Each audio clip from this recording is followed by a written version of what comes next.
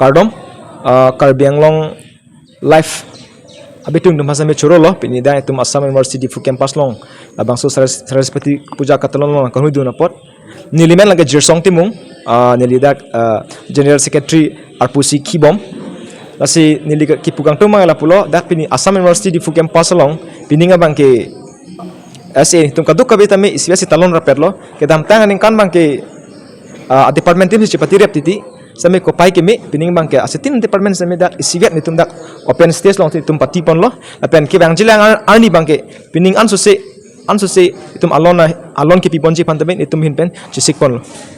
Kardom. My name is Cherok Basa Ingti, and currently I am the president of the Assam University Diphu Campus Student Union. Today, on the occasion of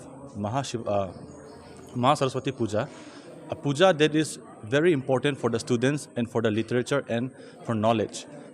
On the oncoming of our semester exams and on the oncoming of our education, we, the students of Assam University Diphu Campus, have organized the puja event here in our university in the Central Auditorium, Rangsina Sarpo.